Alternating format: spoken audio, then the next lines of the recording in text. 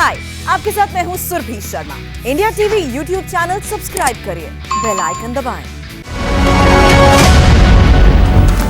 UP में 1 जून से शुरू होंगी अनलॉक की प्रक्रिया। कंटेनमेंट जोन के बाहर सुबह 7 बजे से शाम 7 बजे तक दुकानें खुलेंगी। मेरठ, लखनऊ, गाजियाबाद, गौतम बुद्ध नगर समेत 20 जिलों में कोई छूट नहीं, लागू रहेगा कर्फ्यू।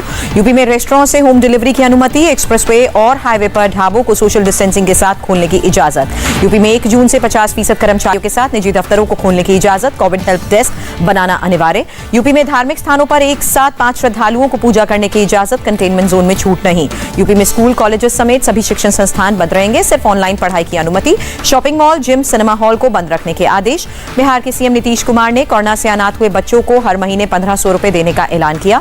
बाल सहायता योजना के तहत पैसे मिलेंगे। हरियाणा में 7 जून तक लॉकडाउन बढ़ा। अब सुबह 9 से दोपहर 3 बजे तक दुकानें खुलेंगी। अभी 7 बजे से 12 बजे तक ही दुकानें खुल रही हैं। सीएम खट्टर ने कहा, दुकानदारों को और इवन का फॉर्मूला फॉलो करना होगा। एजुकेशन इंस्टीट्यूट्स 15 जून तक बंद रहेंगे।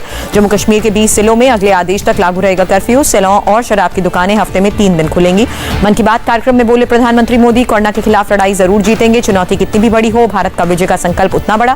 प्रधानमंत्री मोदी ने कहा, सेकेंड वेव के दौरान अचानक बढ़ गई थी ऑक्सीजन की मांग। फ्रंटलाइन वर्कर्स ने युद्ध स्तर पर काम कर हजारों लाखों लोगों का जीवन बचाया है। प्रधानमंत्री मोदी ने कहा, जल, थल, नभ में युद्ध स्तर पर चल रहा है काम। ऑक्सीजन पहुंचाने में नेवी, एयरफोर्स और आर्मी भी जुटी है। प्रधानमंत्री मोदी ने कहा, देश में ऑक्सीजन प्लांट लगाने का काम जारी। ऑक्सीजन एक्सप्रेस से देश के कोने कोने में ऑक्सीजन पहुंचाई। मोदी ने कहा, महामारी में भी फसलों का रिकॉर्ड उत्पादन। कई जगह किसानों को एमएसपी से ज्यादा भाव मिला है। मोदी सरकार के 7 साल पूरा होने पर बीजेपी अध्यक्ष जेपी नड्डा का विपक्ष पर करारा अटैक। कहा, वैक्सीन को लेकर देश भर में भ्रम फैलाने की कोशिश। नड्डा ने कहा, विपक्ष ने पहले वैक्सीन पर सवाल उठाए, मोदी वैक्सीन कहा, अब वैक्सीन की कमी का रोना रो रहे हैं। देश में एक दिन में कोरोना के 1,65,553 नए केसेस, 3,460 मरीजों की जान गई। देश में लगातार 17वें दिन नए केसेस से ज्यादा रिकवरी हुई। एक दिन में 2,76,000 से ज्यादा लोगों ने बीमारी को मात दी। केरल में कोरोना के 19,894 नए केस, 186 की मौत। आंध्र प्रदेश में कोरोना के 13,400 नए केसेस, 94 लोगों की मौत। दिल्ली में बीते 24 घंटे में कोरोना से 946 लोग संक्रमित। प्रदेश में 12,100 कोरोना के एक्टिव केसेस। दिल्ली में 47 दिन के बाद कोरोना के आंकड़े 100 से कम हुए। बीते 24 घंटे में 78 लोगों की मौत हुई। उड़ीसा में कोरोना के 9,541 नए केसेस, बीते 24 घंटे में 33 की मौत। यूपी में कोरोना के 1908 नए केस। प्रदेश में कोरोना से रिकवरी रेट 96.4%। राजस्थान में कोरोना के 2,298 नए केस, 66 लोगों की मौत हुई। गोवा में बीते 24 घंटे में कोरोना के 645 नए केस, 28 लोगों की जान गई, 1663 लोग रिकवर हुए। मुंबई के 5 स्टार होटल्स में पुलिस की रेड। मेयर किशोरी पेडनेकर भी साथ। होटल के स्टे पैकेज के साथ वैक्सीन भी दी जा रही थी। मुंबई की मेयर ने कहा, होटल में वैक्सीन लगाने की बीएमसी को नहीं दी गई थी जानकारी, दोषियों के खिलाफ कड़ी कार्रवाई होगी। दिल्ली में 1800 किलो और इस्तेमाल किए गए ग्लव्स बरामद किए गए। पुलिस ने मुनका के कबाड़ी बाजार में मारा छापा। दिल्ली पुलिस ने इस्तेमाल ग्लव्स के एक और आरोपी को गिरफ्तार किया। मुनका से पहले एक फैक्ट्री में मिले थे 1300 किलो इस्तेमाल किए गए ग्लव्स।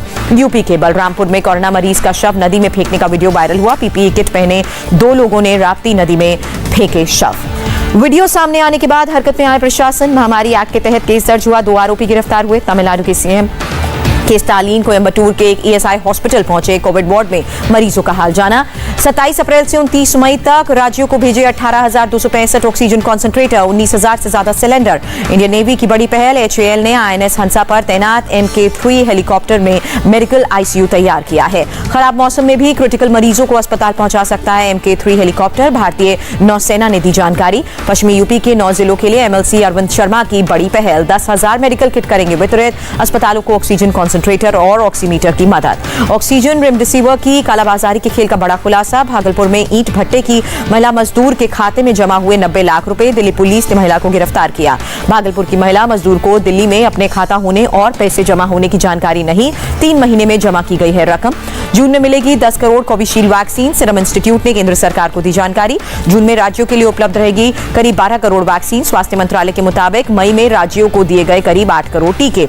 मीनाक्षी लेखी ने साधा दिल्ली सरकार पर निशाना। कहा, निजी अस्पताल वैक्सीन खरीद सकते हैं तो दिल्ली सरकार ने वैक्सीन क्यों नहीं उपलब्ध की। असम में 18+ वालों के लिए 20 से 25 हजार वैक्सीन बची हैं। सीएम हेमंत बिस्वा ने जानकारी दी। असम सीएम का बयान, अगर वैक्सीन मिली तो 15 अगस्त तक 30% लोगों को वैक्सीन लगाएंगे। दिल्ली के ओखला में वैक्सीन की कमी के चलते बंद पड़ा है एक वैक्सीनेशन सेंटर। लोगों की शिकायत, वैक्सीन खत्म होने के बाद भी फोन पर आया वैक्सीन लगवाने का मैसेज। हरियाणा में ब्लैक फंगस से 50 लोगों की मौत हुई। 650 लोगों का चल रहा इलाज। सीएम खट्टर ने जानकारी दी। योगी आदित्यनाथ ने टीम 9 के साथ बैठक की। कोरोना के कारण जान गंवाने वाले पत्रकारों के परिजनों को 10-10 लाख रुपए की मदद मदद का ऐलान। रग्बी के खिलाड़ियों की अनोखी पहल, जरूरतमंदों को बांटे ऑक्सीजन सिलेंडर और ration.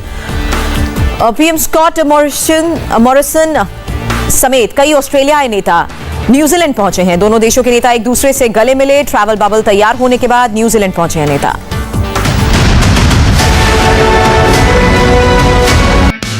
Hi, I am Surabhi Sharma. खबरों से अपडेट रहने के लिए India TV YouTube channel subscribe करिए, साथ में बेल आइकन जरूर दबाएं। जुड़े रहें इंडिया टीवी के साथ।